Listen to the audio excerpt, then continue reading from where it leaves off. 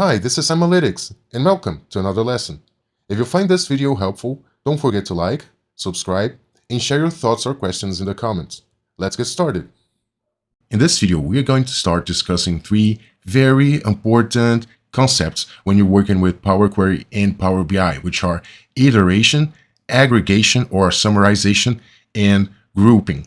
In this video, we are going to discuss iteration, and over the next videos, we are going over aggregation and grouping. So what is iteration? Why is it important? And what is the effect of iteration in my data model? So we are going to discuss all this in this video. For this lesson, we are going to use this file sales_csv. We already know how to load it into Power Query and Power BI. So please load it into Power BI and we'll go from there. Okay, I just imported my CSV file in Power Query, and I started Power Query from Power BI. And you will see that my CSV file, in this case, brought me an index column. And I don't want this index column, so I'll just remove it. And you see that my first row was supposed to be my column header, so I'll click transform, use first row as headers. We've seen all that in previous videos. And now that my table is ready, I'm going to use these numeric columns right here, these four numeric columns, and Power Query is reading all my table, all of my columns as text since it's a CSV file. So I will select these four numeric columns, and in transform, I'm going to select the data type and I'm going to change it to decimal numbers to make these columns numeric columns. And in this column, I have the unit price for. Okay, let's use this one too, sales quantity. In sales quantity, I'm going to select whole number, okay? So this column, sales quantity, will have the number of sold units per sales. So the sales key, this column right here, will give me the ID for each sale. And this column, sales quantity, will give me the number of units that were sold in each sale. So in this column, I have the unit price, the unit cost, and the discount amount for each unit sold. So with these columns, I can work on the concept of iteration. So what is iteration? Iteration in Power Query and Power BI has a specific meaning. So when you're referring to other platforms or programming language such as R or Python or others, iteration may have other meanings, but let's discuss only the meaning that is typical to Power Query and Power BI. So in Power Query and Power BI,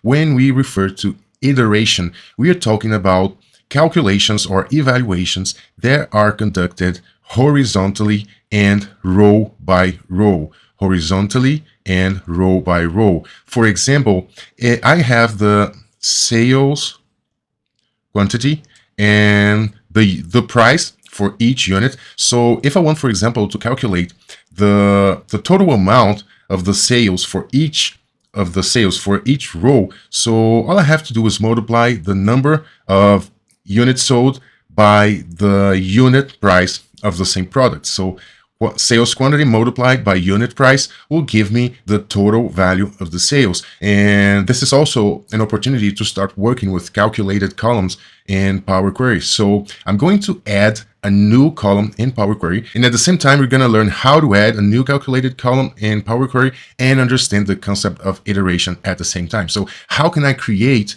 a calculated column in Power BI? It's very simple. All I have to do is click the Add Column tab, and here in Add Column, so look, I'm not transforming any of these columns. I'm not transforming, so I'm not using the Transform tab. I'm going to add a new column with the calculation in it. So since I'm adding a new column, I'm going to use the Add Column tab, and I'm going to select Custom Column. I'm going to create a calculated column, and it's customized to my need. So I am going to click Custom Column, and in this box, I'm going to let Power Query know what are the calculations I want to run and what are the columns that are going to be involved in that calculation. So I am at this point, I want to calculate this column, sales quantity, multiplied by this column, the unit price, so I can have the total value of sales. So first off, I have to give this new column a name. If I don't give it a name, Power Query will automatically call it custom column. It doesn't really sound Very cool, right? So I'm going to give it a name, and I'm going to call it total sales total sale price. Okay, total sale price, which is the number of units multiplied by the unit price. So I have so this is going to be the name of the column, and the calculation will start with an equal sign. The equal sign means I'm doing a calculation, and I have to select the calculations that I'm going to use. I have to select the column that I'm going to use in my calculation. And like I said, we are wanting the sales quantity column, sales quantity. So I'll just double click the sales quantity column, and then I'm going to multiply by the unit price column. There it is, unit price, double click. Okay, so now I'm multiplying these two columns to create a new column called total sale price. So what I have to do is click OK, and then my new column was created. But now I have to choose the data type for this column, and I'm going to do it, and I'm going to choose a decimal number. Okay, and whenever you create a new column, this new column is going to the last position, so I can just drag it anywhere I want, and I'm going to leave it here after unit cost. No, actually, I want it here after unit price. So I have sales quantity multiplied by the unit price, and then this will return me the total sale price. So look, for each column, for each row, I have this value here multiplied by this value, and this is my result. So this was a calculated product, right? So this times this equals this. The same works for the second row. In the second row, I have this multiplied by this equals this. And the same calculation in the third row, and in the fourth row, and in every single row of my table, I'm going to have the same calculation running.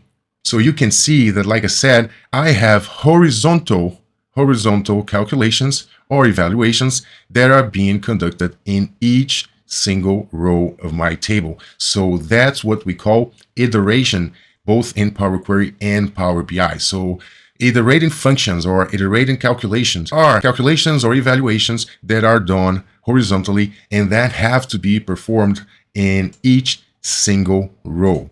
And why am I calling it a calculation or an evaluation that is conducted in each row? Okay, let's do this. Let me close and apply. I'm going to apply this data and bring it in Power BI. So we've seen how to create a calculated column here in Power Query. We will dive deep into these details about creating new columns, both in Power Query and in Power BI as we move forward. So this was just a little introduction about how we can create calculated columns in Power Query, only to help you understand the concept of iteration. But actually, we're going to study it all more deeply later on. Let me bring this table into Power BI. In my table, I have a description of my table right here on this panel on the right hand side, but I can also see the entire table in my table view. So this is the same table, and look, the column that I just created, total sale price, it was brought in